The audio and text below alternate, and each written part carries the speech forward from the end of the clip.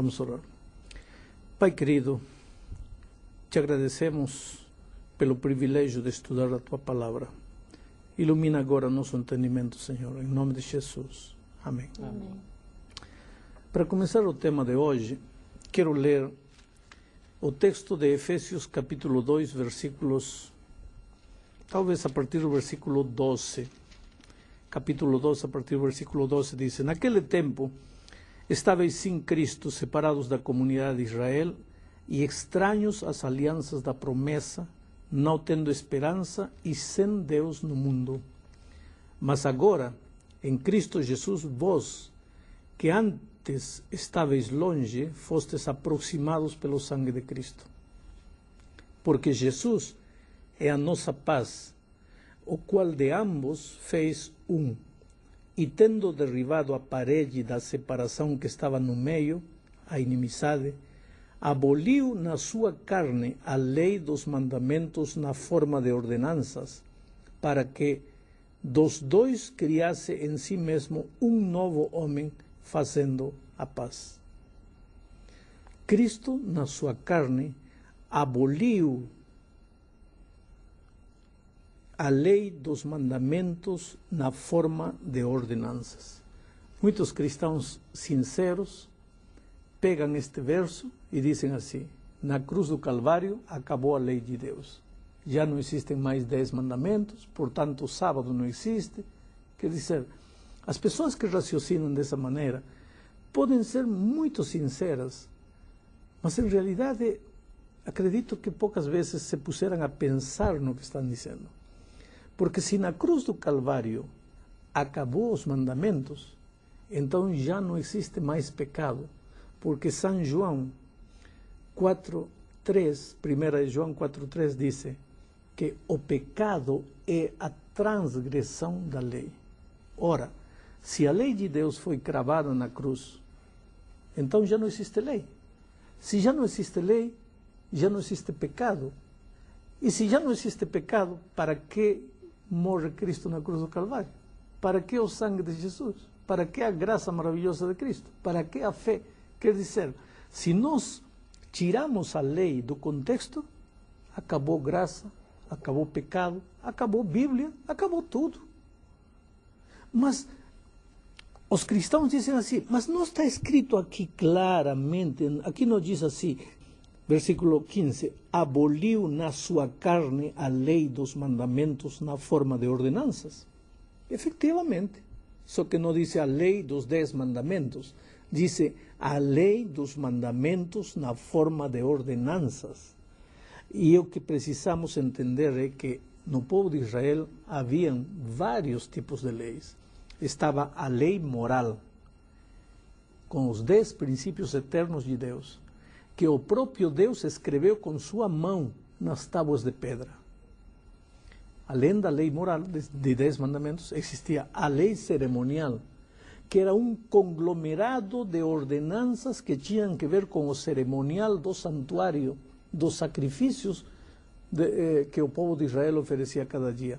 A essas leis cerimoniais, a Bíblia lhes dá também o nome de ordenanças. Aqui diz: Cristo aboliu na sua carne a lei dos mandamentos na forma de ordenanças. Quer dizer que essa lei que Cristo aboliu na cruz do Calvário foram as ordenanças que tinham que ver com a vida cerimonial do povo de Israel. Mas também haviam leis civis, leis militares, leis de sanidade. Por exemplo, quando estudamos o tema dos alimentos, vamos saber que Deus dava recomendações de que carnes podiam comer, que carnes não podiam comer. Essas leis continuam valendo hoje, no sentido de que hoje continuamos tendo saúde e temos que cuidar nosso corpo. Havia uma lei interessante, por exemplo, lá no deserto, eram medidas higiênicas, leis higiênicas, que não tinham nada a ver com o santuário, nem com as ordenanças, nem com a lei moral. O povo de Israel estava no deserto e não havia banheiro. Então, quando um israelita queria fazer as suas necessidades, pegava uma pá, se afastava do acampamento, fazia um buraco na terra, fazia o que tinha que fazer, cobria com a terra e voltava para o acampamento. Vamos dizer hoje, essa lei ficou abolida. Não, Quer dizer, não tem nada a ver com salvação, tem que ver com higiene. Há muitas das leis do povo de Israel, leis militares, leis civis, leis de sanidade, que valem hoje. Agora, estou me referindo nesta ocasião especificamente às leis cerimoniais que tinham que ver com o santuário e o procedimento do santuário foram anuladas na cruz do Calvário. Por quê? Porque quando Cristo veio a realidade, já não era mais necessário essas leis de ordenanças que tinham que ver com o cerimonial do santuário. Aqui em Colossenses, capítulo 2, temos outros versos que nos provam isso. Versículo 13 e 14 diz assim: E a vosotros, que estáveis mortos pelas vossas transgressões e pela incircuncisão de vossa carne, vos deu vida juntamente com Jesus, perdoando todos os nossos delitos, tendo cancelado o escrito da dívida que era contra nós e que constava de ordenanças, vou repetir esta palavra, ordenanças, no qual nos era prejudicial. Removeu-o inteiramente, encravando-o na cruz. E o versículo 16 diz assim: Ninguém, pois, vos julgue por causa de comida e bebida, o dia de festa, ou lua nova, os sábados, porque tudo isso tem sido sombra das coisas que haviam de vir. Sombra. Se eram sombra, quando veio a realidade, acabaram as ordenanças, que eram apenas sombra. Mas muitos cristãos, como disse, não entendem isso. E então, quando pensam nas ordenanças que Cristo cravou na cruz do Calvário, pensam na lei de Deus eterna dos 10 mandamentos. E não tem nada a ver uma coisa com a outra. Pastor, mas realmente eu concordo com esse argumento de que a Bíblia, esse texto que o senhor leu, né, de que Jesus aboliu a lei cerimonial. Só que a palavra aboliu, ela é exata, né? Aboliu, acabou. E o próprio Cristo, quando esteve aqui na Terra, ele falou que o mandamento agora é este: amar a Deus acima de todas as coisas e ao próximo como a ti mesmo. Então, quando aboliu as leis, acabou tudo. Ficou esse mandamento. Só que o texto diz: aboliu os mandamentos de ordenanças. Não diz: aboliu a santa lei de Deus. Mas qual é a diferença? E onde na Bíblia diz que existe diferença? A diferença são várias. Primeiro, as leis das ordenanças foram escritas por Moisés. As leis divinas das tábuas foram escritas pelo dedo de Deus nas tábuas de pedra. Essa diferença para mim já bastaria. Uma é lei feita por homens, outra é lei divina, eterna. Antes do Sinai, matar era pecado. No Sinai, matar era pecado. Depois do Sinai, matar é pecado. Hoje continua sendo pecado. Leis eternas, princípios eternos. Agora, um cordeirinho para ser sacrificado, ordenança, isso não é necessário hoje, porque Cristo veio, acabou as ordenanças. Outra coisa, no santuário, as ordenanças estavam ao lado, uma espécie de caixão lá na frente, no lugar... No altar, no átrio, perdão, no altar, na arca do testemunho. Aí dentro estavam os rolos, as tábuas com a lei de Deus. Ao lado estavam as ordenanças. Havia diferença. Na Bíblia há marcada diferença entre ordenanças e lei de Deus.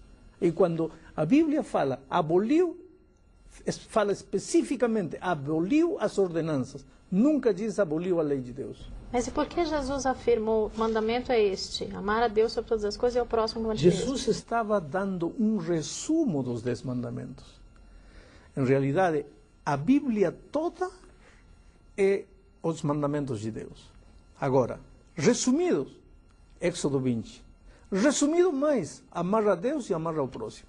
Acabou. Resumido mais, amar a Deus. Porque se você ama a Deus, lógico que vai amar ao próximo. É só um resumo, mas não é quando Jesus disse: um mandamento novo os dou, que os ameis os uns aos outros. Mas se você vai ao Velho Testamento, vai encontrar inúmeros textos que mostram que o amor a Deus e o amor ao próximo está registrado no Velho Testamento. Não é mandamento novo. Então, em que sentido Jesus disse um mandamento novo? Novo na experiência. velho na letra, novo na experiência. Eles não conheciam a letra, mas não conheciam a experiência do mandamento, não viviam o mandamento. Pastor, quando o senhor coloca essa distinção, né, lei cerimonial, então nós temos aqui as cerimônias. Eu só queria que o senhor determinasse um pouco mais essa diferença, cerimonial e moral. Essa palavra moral, ela se enquadra em que sentido? Tem que ver com os 10 princípios morais da vida do cristão. O respeito pela vida, o respeito pela propriedade ajena, o respeito por Deus, a adoração unicamente a Deus, não usar o nome de Deus levianamente, guardar o sábado, não mentir, não roubar, princípios morais. Agora, as leis de ordenanças têm que ver, o candelabro tem que ir aqui, o pão tem que ir aí, o cordeirinho tem que ser sem defeito, o sacerdote deve fazer como o cordeirinho seguinte. Essas coisas todas terminaram quando Cristo veio, porque vindo o verdadeiro Cordeiro de Deus que tira o pecado do mundo, para que todas estas ordenanças mais? Acabou, era necessário enquanto Cristo não vinha. Vindo Cristo, acabou, mas mentira, verdade, honestidade, respeito pela vida, continuam princípios eternos. Pastor, quando então eu olho para Colossenses 2,14, eu entendo que aqueles que afirmam assim, a lei foi cravada na cruz. Quem fala dessa forma tem razão. Tem razão. E ao mesmo tempo, quem fala assim, não todas as leis foram cravadas na cruz, esse também tem razão. Lógico. Que lei foi cravada na cruz? A lei de ordenanças. Que lei não foi cravada na cruz? A lei moral dos 10 mandamentos. Pastor, mas o senhor afirmou na sua fala agora há pouco que existem aspectos dessa lei, das ordenanças, essa lei cerimonial, né? Existem aspectos que são úteis para nós ainda hoje. Saúde, algumas leis civis têm a ver conosco ainda hoje. E por que a expressão da Bíblia é tão enfática? Essas leis foram abolidas. Não, foram abolidas as leis de ordenanças, que são as leis cerimoniais do santuário, mas não foram abolidas as leis de higiene, as leis de saúde, as leis civis, o respeito pela propriedade alheia, ou ajudar ao pobre. Por exemplo, uma lei civil deles dizia que o rico, quando colhia a sua terra, devia deixar cair espigas para que os pobres pegassem. Ora, hoje, esse princípio continua valendo, mas não é um princípio que entra na lei moral. Entende? Pastor, a argumentação de que a lei moral ela permanece, a lei cerimonial ela foi cravada na cruz, tem alguma prova que eu possa perceber isso no ato da crucifixão, ou Jesus dizendo, olha, essa aqui não vale mais, essa aqui de hoje continua? Existe alguma prova conclusiva que eu tenha essa diferenciação? Não, prova conclusiva na Bíblia você não vai encontrar para nada, porque quando o ser humano quer duvidar, vai encontrar motivo para duvidar de tudo. Agora, quando Cristo morreu, o véu do templo se rasgou, dando a entender que a partir desse momento as leis cerimoniais já não tinham mais validade. Por quê? Porque o Cordeiro de Deus estava sendo sacrificado nesse momento. No momento em que Cristo expirou, o véu se rasgou, dando a entender que acabaram as leis cerimoniais. Esse véu da onde? Não o véu do templo de Jerusalém, certo, que era o santuário da terra nesse tempo. Pastor, mas como é que eu posso conciliar duas coisas? Veja bem, se Deus... Nós já fizemos alguns estudos aqui e já entendemos que somos salvos pela graça, não é? Somos salvos pela graça, eu tenho a minha vida transformada. Por que um Deus de amor, um Deus que me salvou já pela graça, por que ele precisa estabelecer tantas regras para mim, se a partir do momento que eu o aceito, minha vida vai automaticamente transformar, não precisa estabelecer regras que eu tenho que seguir à risca? O problema é que o ser humano toma as leis como uma medida, vou dizer assim, proibitiva, punitiva, arbitrária de parte de Deus. E não é assim. Pensa no semáforo. Por que o governo coloca semáforo na rua? Porque quer te proibir, quer te coibir, quer amputar tua liberdade? Não, nada. Para a ordem, no trânsito.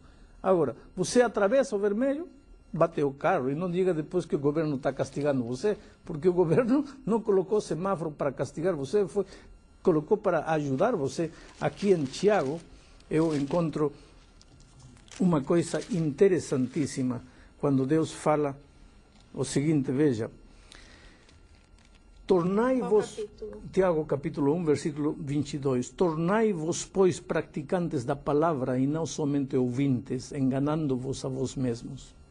Porque se alguém é ouvinte da palavra e não praticante, assemelha-se a homem que contempla num espelho o seu rosto natural, pois assim mesmo se contempla e se retira e para logo se esquece de como era a sua aparência. Mas aquele que considera atentamente na lei perfeita, lei da liberdade, e nela persevera, não sendo ouvinte negligente, mas operoso praticante, esse será bem-aventurado no que realizar. Aquele que considera atentamente na lei perfeita, lei da liberdade. Portanto, esse Deus de amor te dá leis justamente porque te ama. Porque o amor, para você desfrutar do amor, você precisa usufruir de liberdade. E para usufruir de liberdade, você precisa de ordem. E para haver ordem, tem que haver lei. Então, não é proibitiva, é lei de liberdade para edificar-te, para te ajudar a crescer. Pastor, a sua resposta vai ser minha pergunta. As leis foram dadas para que povo? Para o ser humano. Para o ser humano? Para o ser humano. A impressão que me dá, e o senhor saiu bem, é que essas leis elas foram dadas para um povo, para os judeus. Está lá no início da Bíblia, tal, o povo de Israel, e essa é a impressão que eu tenho. Tiago não está falando para Israel, Tiago está falando para os cristãos. Diz, bem-aventurado aquele que persevera na lei perfeita, lei de liberdade. Israel já tinha passado. Ele está falando para você, para mim hoje. Acontece que os cristãos queremos a graça do Novo Testamento, mas a lei que menciona Tiago não queremos. E isso não é aceitar o Evangelho completo como ele é. Mas então, querendo ou não, eu sou salva pela graça, mas preciso seguir a lei. Você é salvo pela graça, ponto. Não é mais. Não tem que acrescentar nada à graça de Cristo. Agora, vamos falar de outro capítulo, página virada, salvação virou. Agora vamos falar outro capítulo. Como vive o salvado? Aí Cristo olha para você e diz, se me amais, guardai meus mandamentos. Tem nada a ver com salvação. Você é salvo unicamente pela graça de Cristo. Quero terminar falando contigo aí. Está me ouvindo? Deus ama você. Ele tem um caminho para você. Na medida em que você andar nesse caminho, vai ser feliz. Na medida em que você seguir os conselhos divinos, vai ser feliz. Na Bíblia, há conselhos para você ser um bom pai, um bom cidadão, um bom filho, para você ser um bom trabalhador, um bom patrão, um bom empregado. Eu não conheço uma pessoa no mundo que tenha encontrado a Bíblia, que com humildade tenha aceitado os princípios bíblicos à sua vida e que depois me diga assim, pastor, a Bíblia não deu certo, desde que apliquei os princípios bíblicos à minha vida, sou um homem infeliz. Você poderia contar milhares de casos no mundo de pessoas com a vida destruída, que um dia se encontraram com Jesus, entregaram o coração a Ele, aceitaram os princípios bíblicos, acertaram sua vida com os princípios bíblicos e hoje posso apresentá-los na galeria dos vitoriosos, homens prósperos e felizes. Você é uma dessas pessoas a quem Deus quer fazer muito feliz. Abra seu coração a Jesus hoje.